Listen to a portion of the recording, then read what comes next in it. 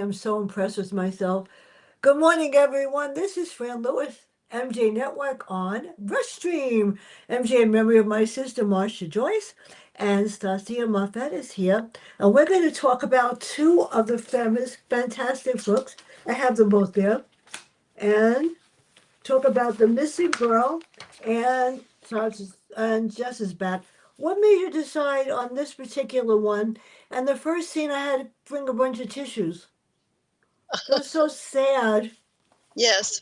Well, I thought the thing to do is to jump into the situation because I think it shows Jessa's character.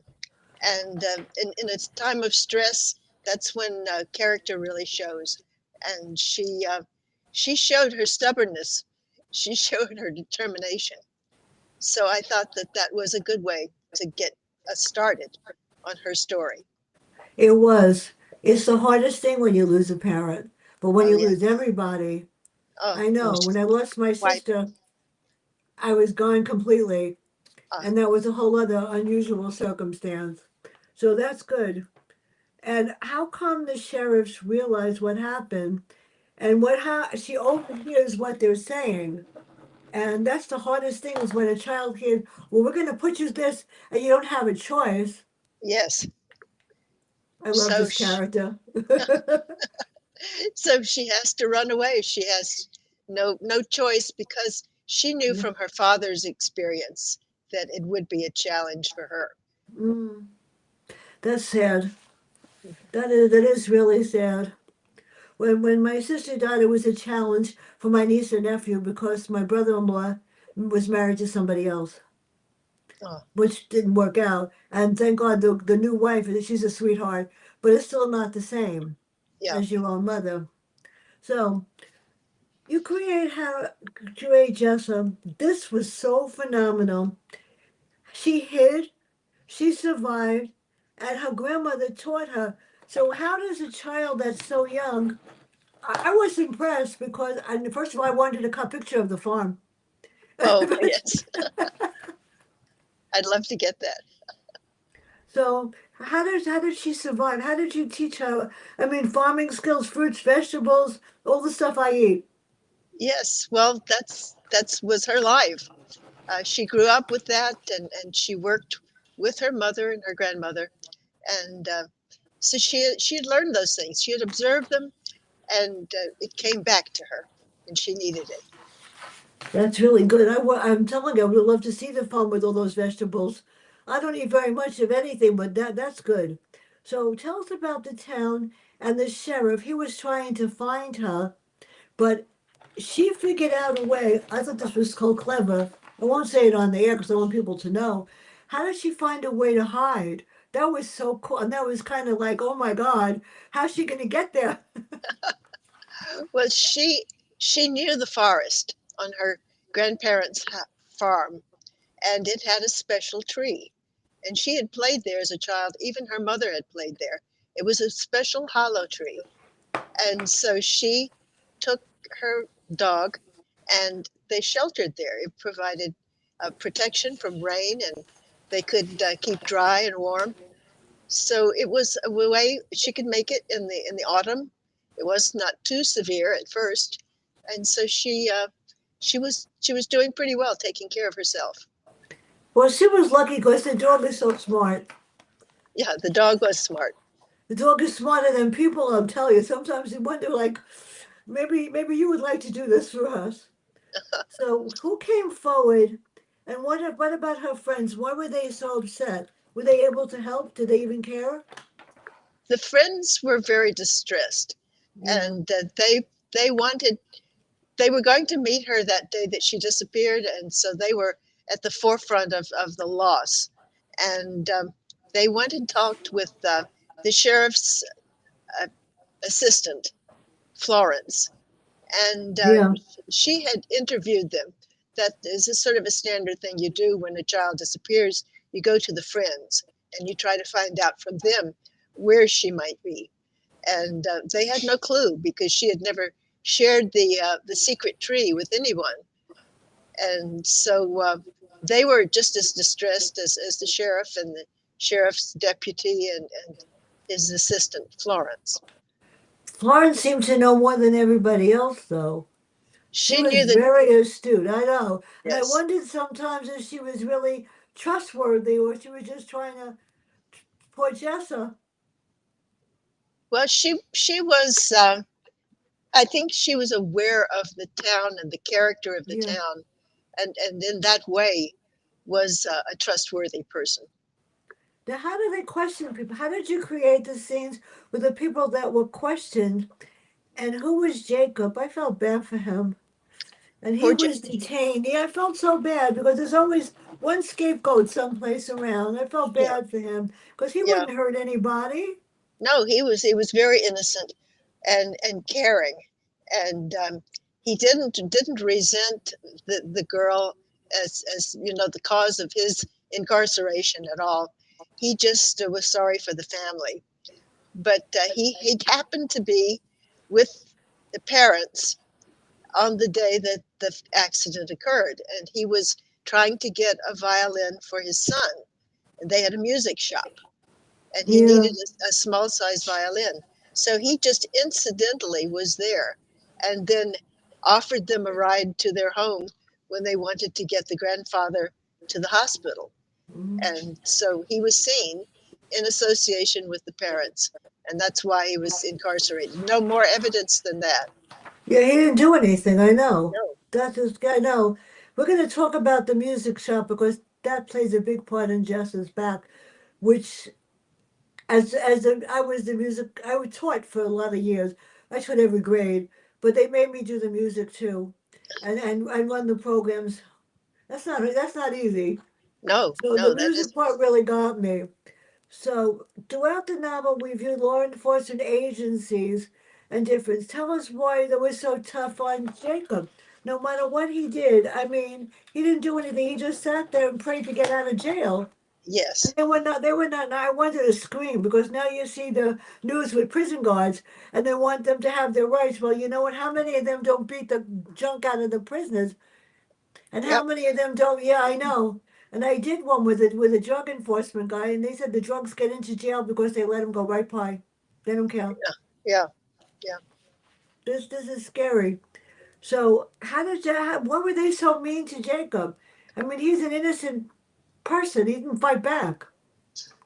This was the mentality of the time, that you find a scapegoat and you force them to confess. And Mm, so it was the state patrol that came down and intervened in the sheriff's operation there. And the sheriff knew that Jacob was a member of the community and an upright person, but he couldn't do anything once the state patrol started calling the shots. that's so sad.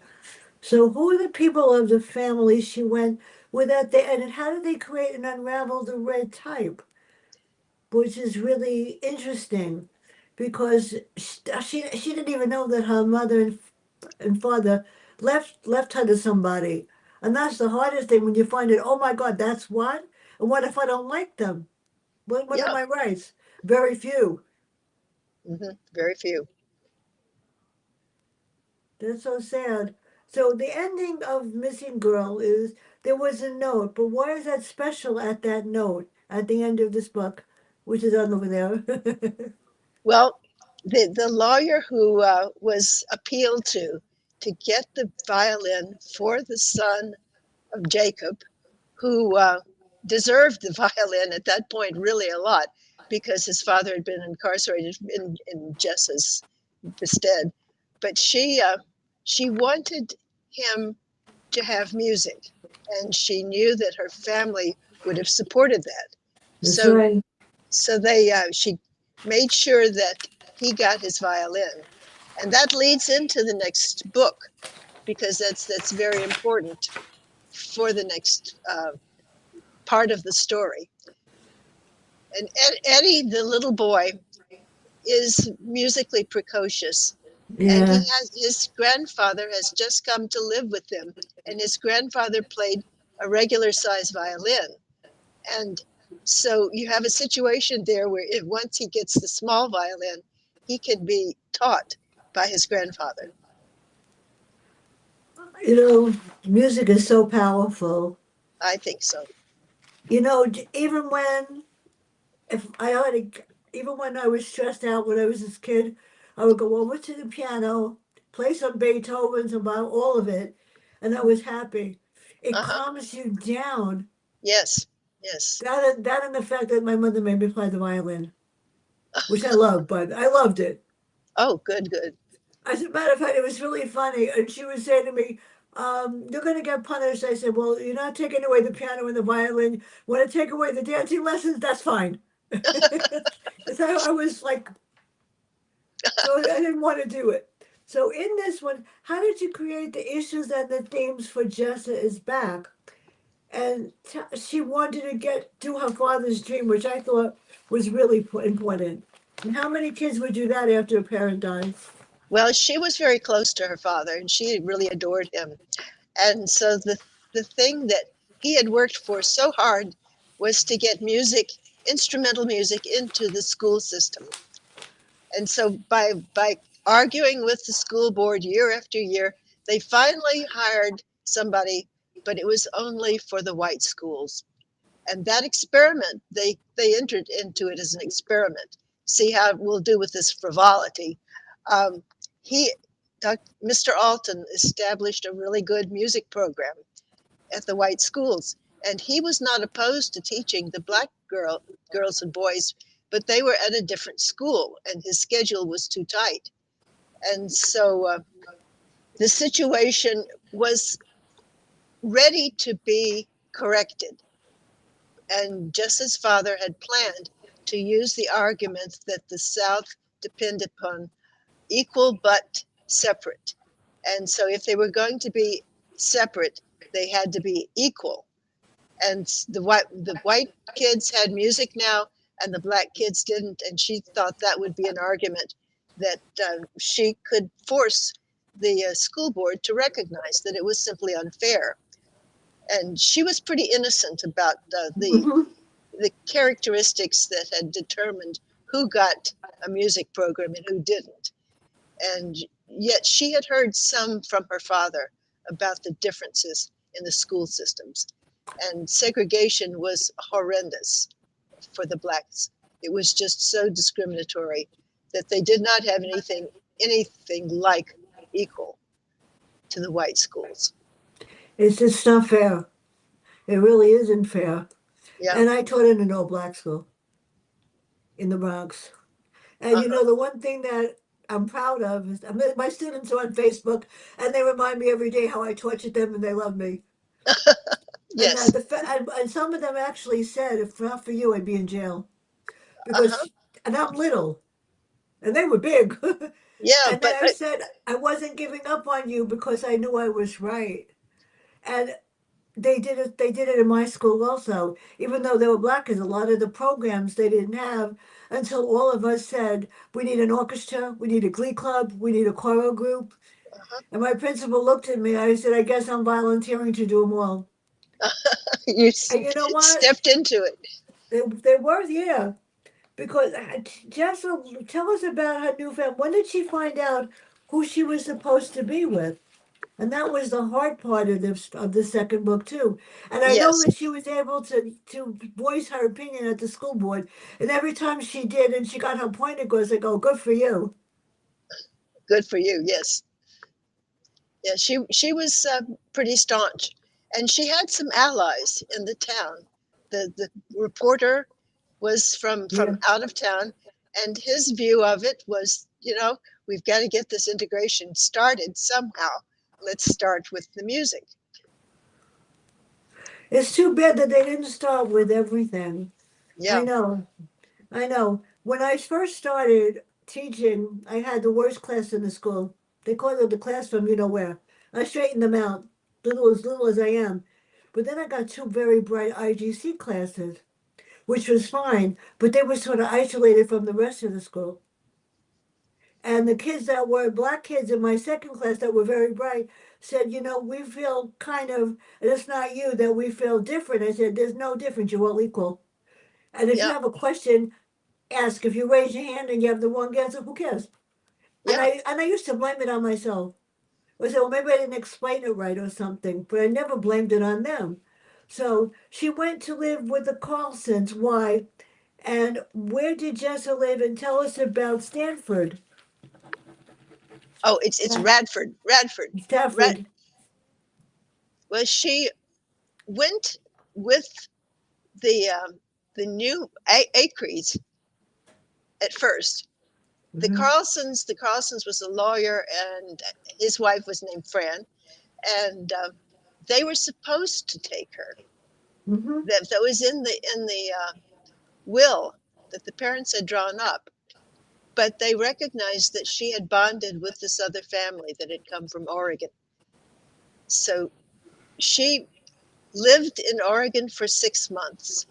And while she was there, she had the wonderful opportunity to have a black friend. And for Jessa, this was a new thing. She had never been exposed to blacks on a social scale at all, never had an Mm-hmm. opportunity. And this girl was very competent, a beautiful musician, and helped her with her math. And so she was able to change her thinking based upon that experience. And so she came back to her hometown and she saw all that was wrong with it, all the segregation. And she realized that she would never have had an opportunity to have such a friendship with someone her own Black no age. Junie. Yeah. And so it was, she recognized the wrongness of the way people behaved in Tennessee. Well, that worked out for a while. We'll get to that later on again. I was sort of like, oh, really? And Jessa was not to blame for anything. She's just a wonderful person. So this town didn't view black people very nicely, did they? No, there was a Which is certain really sad. underlying impression that these people were inferior, should Hmm. be kept down, didn't need good schools, should simply have enough education so that they would be employable at the lowest levels. And that was what education was aimed at for those kids. Just about nothing. They could dig ditches without any ability to read or do math, and this is what happened to many of the people. No encouragement to do well in school and no opportunities. Today, too, Yeah. I listen to my friends that are teaching in my school, and I'll say, when I retired, the scores were up 60% because I was the reading person. When the new principal came in, she said to me, I'm not going to like you. You have a principal's license. You want my job. I said, I just want to be in charge of reading. And she put me in charge of writing. That was a nightmare. And yet the Uh-huh. writing scores went up. And I said to her, you just don't care about my babies. You don't care about my children. Yeah. She really didn't. And when I Hmm. retired, I said to her, I truly hope that eventually you realize that you're here for a purpose, and that's to work with these kids because they did have potential. She didn't think Yes. anybody was bright. That's Oh, sad. that's So, sad. who is Michael and who is Mr. Alton? Okay. Well, Michael was the son of the family that came in from Oregon and Yeah, provided rescue for Jessa. And Mr. Alton was the director of the music program. I love somebody like that. Yes, and he it was his dream job. He was able to work with the kids, continue with them on through the first 3 years that he was appointed there. And Jessa was afraid that he might not be reappointed, and she wanted Mhm. the school board to know how much she and her friends appreciated the music program. So she So, was on a campaign to convince the school board that music should be for everyone. music is so special. So, I mean, when the kids came down to orchestra, I had to conduct. The orchestra leader was a professional. She played for Lincoln Center, the Philharmonic. Mm, She had just left there to teach in my school, and I looked at her, and she made me help. She taught me a lot. Music is like unbelievable, and it changes the whole mindset. mhm. Gleek, all of that stuff. And the kids that were included in the program, everybody. There was no such thing as a class that wasn't included. That's good.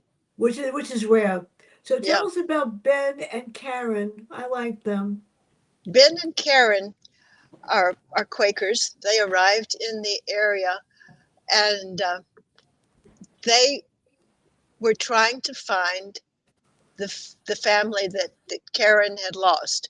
Her father had migrated out west Yeah. after a tragedy in Tennessee, and he was the twin brother of Jessa's grandfather. So there was a split in the family that had occurred way back in history, and she was now rediscovering this Tennessee connection. And she wanted to know more about her father. She wanted to understand what his life had been like and what his brother had been like. And so the two of them were uh, were wonderful supports for Jessa. How many people would do that? Not many. Not many. And how many people, when they read the story, would say, "I can't talk about it." Yeah. That I know. It's a hard thing. So how did they relate to Fran and Jack? And then Jacob gets out of jail, and he's released. So who's Eddie? I love Okay. Jacob. Yeah. Jacob is a wonderful person and a very talented person. And Eddie is his son. And Eddie is the one who learns to play the violin from his grandfather, his mother's father, who's living with them. That's amazing. So who's Marvin? Marvin's an interesting character. I Yeah. wonder that it's so nice that you care about all of the members of the I community. felt like they were part of my life when I was reading it. And when I got the book from Shirley, I don't know what I'm getting. I never know. And when I started to read this, I couldn't put it down. The worst part is I read both books the same day. Oh my gosh! Oh I my! couldn't put them down. I said, you know what? It's worth eye strain because I've been getting books that are not worth my time. And if I don't think the book has too many F bombs, I won't read it. Well, for sure, we That's for don't need sure. that. I We love don't need Marvin. Marvin. Marvin was an English major in college, Mhm. and he's just graduated. His parents sent him down to take care of his grandparents, who lived in Town, and he was supposed to just to make sure that they had good meals and the bills were paid and Yeah. that kind of thing. And so he was at loose ends in the town, and he was hired by Florence to be the night clerk at the sheriff's office. So all he had to do was sit there and just make sure he could answer the phone if there was an emergency. But Yeah. mainly it was a boring task.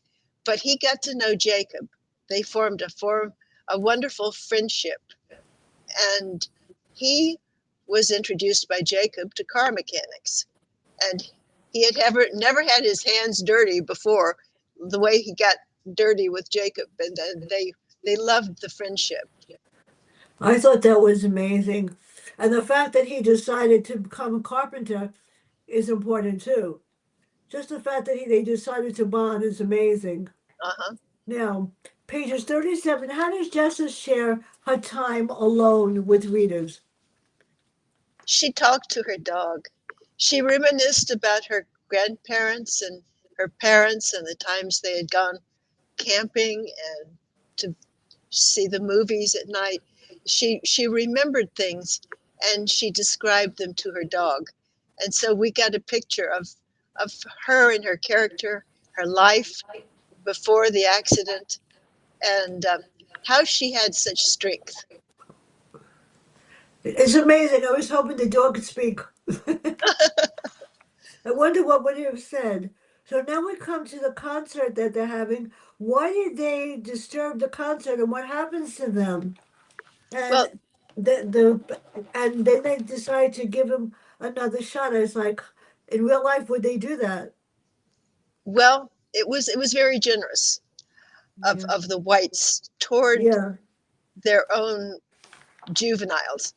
Uh, the concert was an abomination for the white supremacist mentality because it had white women singing with the black women.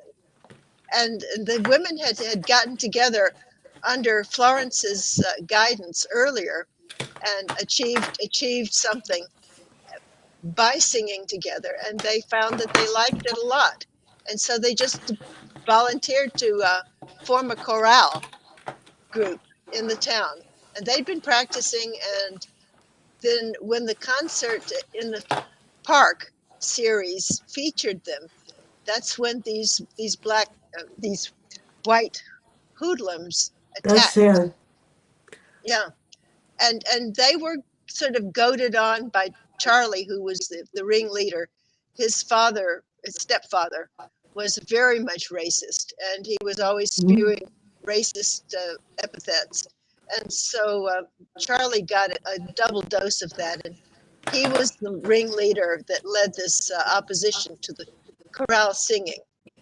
And the community had been loving it. They had enjoyed the concert.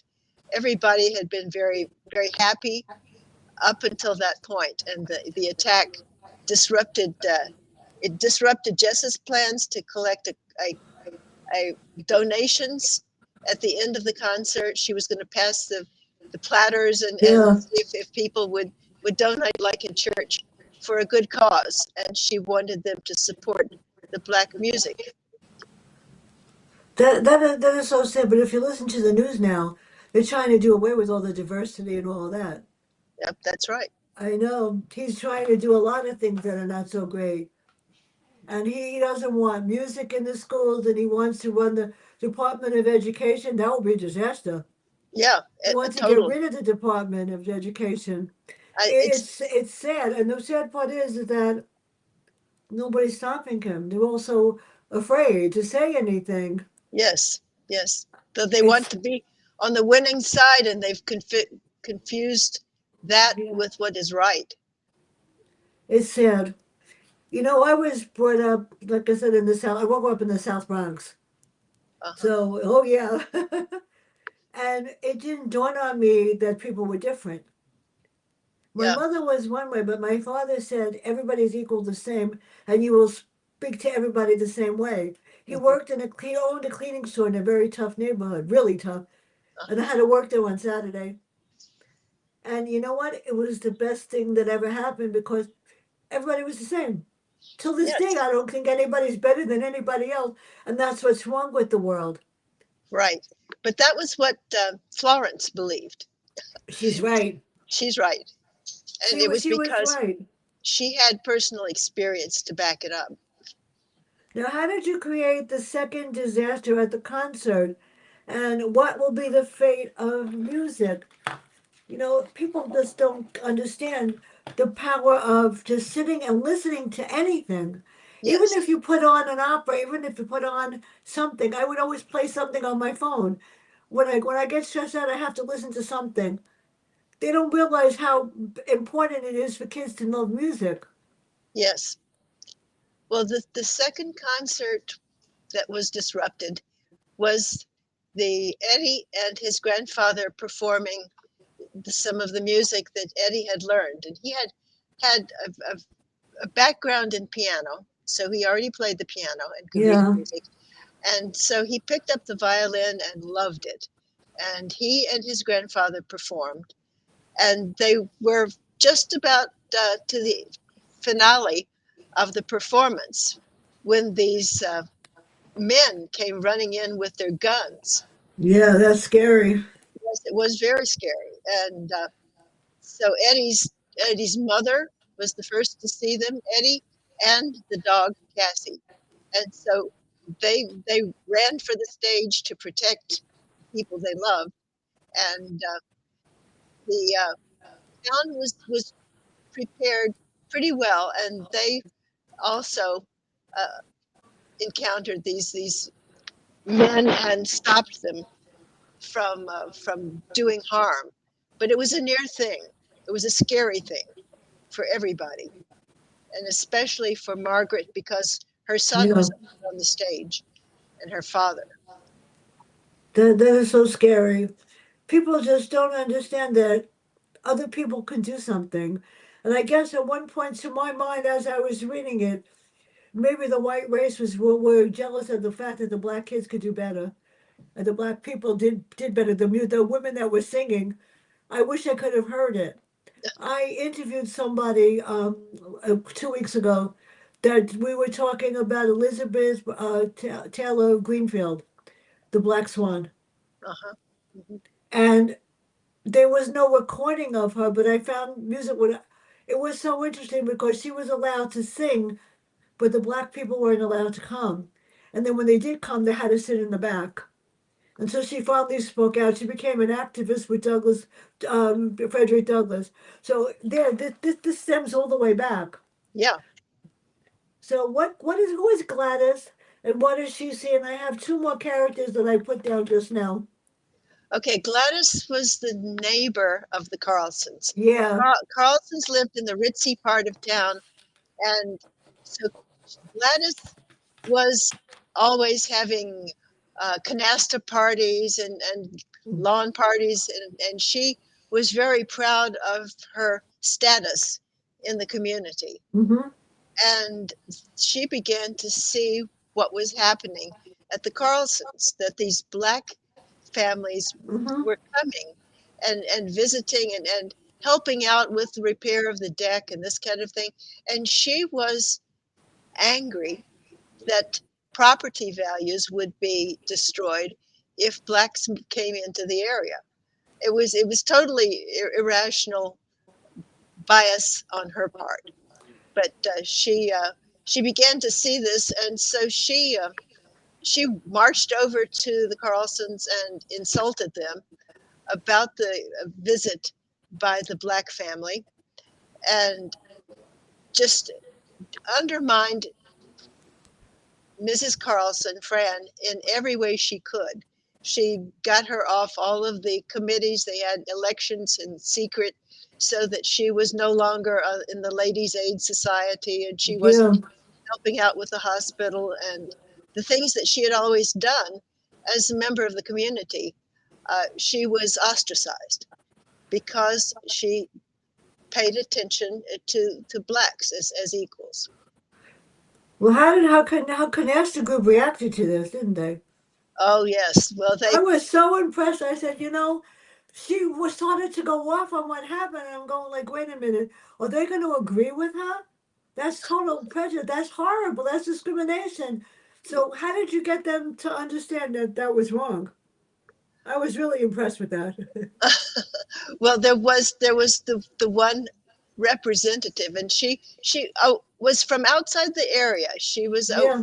a widow who was supporting herself by working at the bank, and she'd been called in as an extra at this canasta game, and so she was kind of an outsider, but she told them that their attitude was very unchristian, that it was against everything that they thought they supported, to treat people that way. And she insulted everybody at the canasta party, and so they began to leave. They say, we're going to get out of here. We got to get on the phone and yakky yakky yak about this, because this development is new in our town. Well, how did it change the schools down there? Did they finally realize that they have a music program? Did anybody care? Did it change their attitude? Because that stuff gets me angry when people say, even today I listen to people talk when kids are in school or whatever, and I hear somebody say, well, he's not smart like I am. And I would say everybody has their own intelligence and everybody is equally smart, and people learn at different rates. Yes, And yes, that teachers, they don't get that. They yeah, don't get that at all. yeah. There's just the one studious type that gets Yeah, encouraged. Everybody else gets tracked out of education, essentially. it's sad. I mean, I had at one point, because the school was low in funds, I had 40 first graders Oh, gee, that's in front terrible. of me. And you know what? It didn't bother me. I said, if I don't do anything but reading and math the whole week, because I included writing, I would have done something. And somebody looked at me, how do you teach 40 kids? There were no discipline problems. Nobody even attempted to be bad, the little first and second graders. There was, And I was not a first grade person, I was a sixth grade person. And I just did four groups a day, Wow. and then four groups a day. And I prepared, and the kids at the end of the year, at the end of the second month, they said that they were going to take out 10 children to put them in other classes because another first grade. And five of the parents said they're not going anywhere. They're going to She's stay with stuck. you. Yeah. They were, yeah. It was like, well, I taught, the chancellor came up with something back then, which is called the transitional program of first graders or second graders that were left back. In January, they were to take a test to go to the next grade. And then I had 16, eight of them passed to go to the next grade. So the principal came in. This was, I couldn't believe it. And he said, you guys are going to another teacher, another class. And they said, try and make us move. There's a little spurt. Yeah, they did. They were trying to make us move. She stuck with us. Well, unfortunately for me, I didn't mind being stuck with them, but I was stuck with double grades for the rest of my time. So I began the reading. So it depends on how you look at it. So Yeah. now we have Jessa. How did she decide where she wanted to stay, and how did it affect the other family? Because Oh, I this saw was, that I felt so bad. Then we have yeah. to talk about Matt and Dexter. How did they come into this? Well, the the thing that Jessa had done was to bond with this new family. There was a girl and a boy just about her age, and the parents were wonderfully supportive. And so she had about a week with them before the people found out that she was uh, recovered, that she had been found. And this was because it was a terrible snowstorm and the town was kind of shut down. Yeah, And so she was rescued in the midst of that. And she remembered this family friends, the Carlsons, fondly, but she had no idea that there was some plan for her to stay with them. And so there had to be a court case because the uh, whole idea of her going with this new family who had come into the area from Oregon for her to be taken out of Tennessee when custody was a big issue. Uh, they had to have a court case to determine whether she could stay with the new family, the Acres. she was very lucky that the Carlsons were understanding. Yes, she She was was. she It was was very very hard for them. blessed. The, That must the, have broken their hearts because they wanted a child. they wanted a child, and she was too young to appreciate their situation, to have known that they would care for her, and she just didn't think of them when she was shocked into running away. And this this resolution was partly brought about because Jessa and the Carlsons both loved the other family. They got to know them, and so they could understand that she was well served by going with them. And in the meantime, there's some things happening in the community that are good for the Carlsons. And it mainly is the Black family that they are now friends with because Jack Carlson and Jacob became close friends. That's good. And Margaret, Jacob's wife, was educated and very capable of being a match for Mrs. Carlson, Fran, in terms of her background. So they had a natural affinity for each other. And this has the potential to develop into an important part of the next book Oh, if good. I I was just going to ask that. And you can't stop now. And besides the fact that Jessa was she able to bring music into the schools because she fought so yeah, hard? yes, that worked out because she had a good friend who was the daughter of the banker who was also on the school board, and he Yeah. began to look at the finances, and he found out that the first attack, which had been perpetrated by the high school kids, they had done community service on the school campuses. And so they had done a lot of the work that would have to have been paid for as part of their volunteer repayment to the community.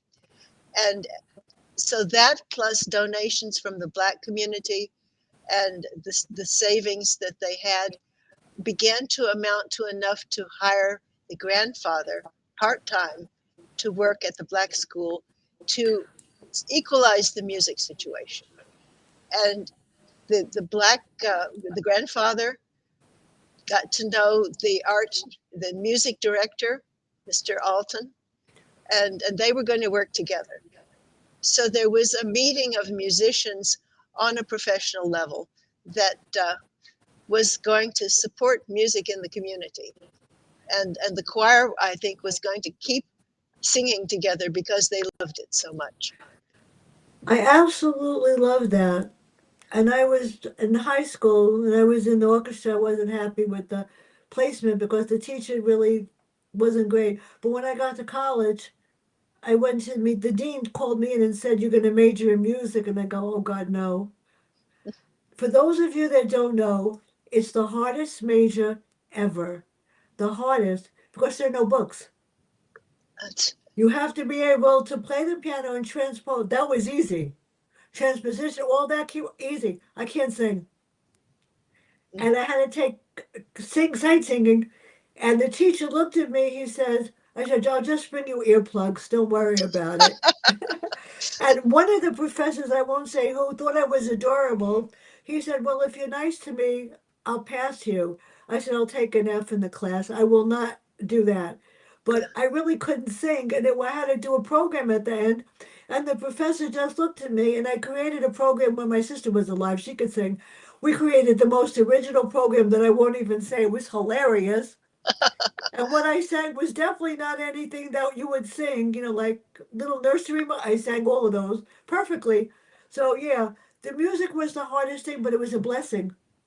Because when mhm. I started to teach, my principal said, "You play the piano, the violin, and you can conduct the orchestra."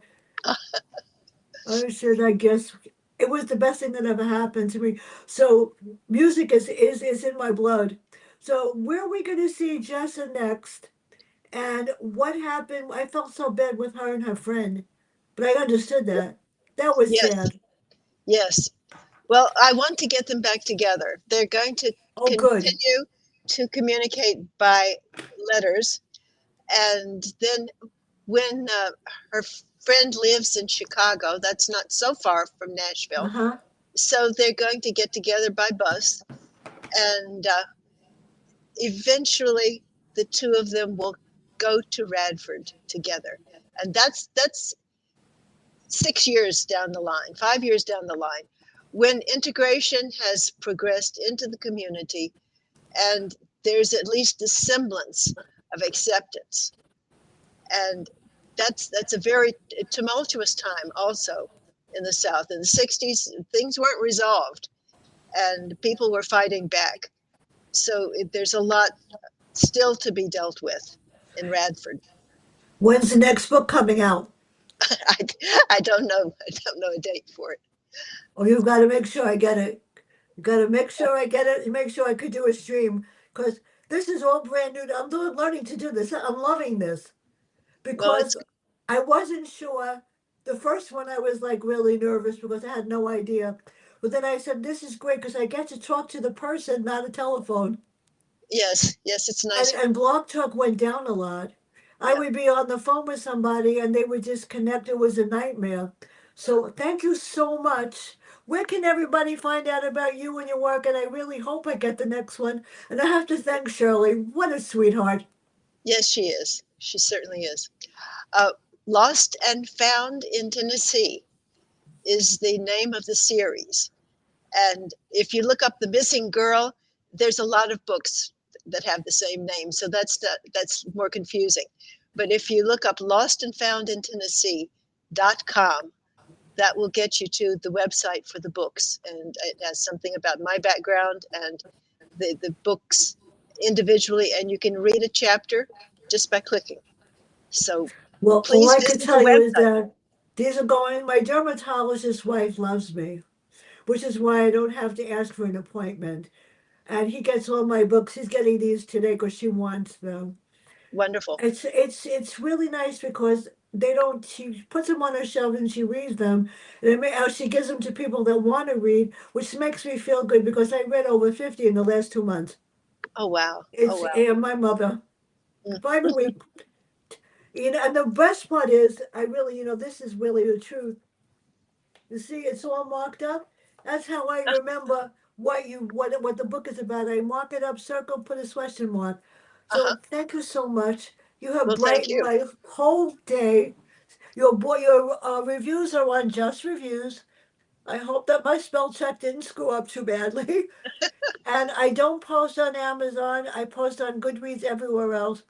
Someone hacked into my account on Amazon, Uh-huh. and they thought well, I never write anything negative, and if I don't like the book, I won't review it.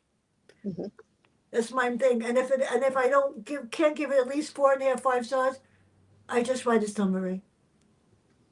So thank you so much, Thank you. everybody. It's a beautiful day. Have a great day, and bye.